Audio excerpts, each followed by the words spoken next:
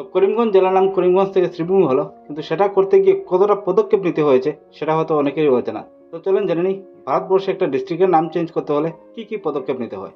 তো ভারতবর্ষের সংবিধান মেনে যদি ডিস্ট্রিক্টের নাম চেঞ্জ করতে হয় তাহলে টোটাল 6টা পদক্ষেপ নিতে হয়। তার মধ্যে সবচেয়ে প্রথম যেটা হলো নাম্বার 1, ভারতবর্ষে একটা জেলার একটা ডিস্ট্রিক্টের নাম চেঞ্জ করতে হলে প্রথম একজন এমএলএ কে একটা প্রপোজাল দিতে হয়। তো ফার্স্ট স্টেপ ইজ প্রপোজাল।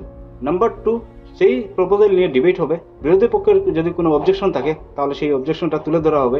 3 নম্বর হলো সেই প্রপোজালকে নিয়ে একটা ভোট হবে এবং নাম চেঞ্জের পক্ষে কিন্তু সেই ভোটটা হতে হবে। 4 নম্বর যেটা স্টেপ, ভোট হওয়ার পরে স্টেট গভর্নমেন্ট সেটা পাঠাবে ভারতের মিনিস্ট্রি অফ হোম অ্যাফেয়ার্স এর কাছে।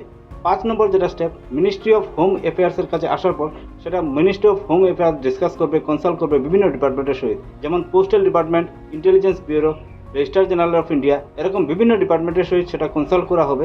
6 নম্বর এবং ফাইনাল যেটা step, ministry of home affairs সেটা অ্যাপ্রুভ করবে এবং নো অবজেকশন সার্টিফিকেট ইস্যু করবে। তারপরেই একটা ডিস্ট্রিক্টের নাম ভারতে চেঞ্জ হয়। ধন্যবাদ। ভিডিওটা ভালো লাগলে একটু শেয়ার করে দেবেন।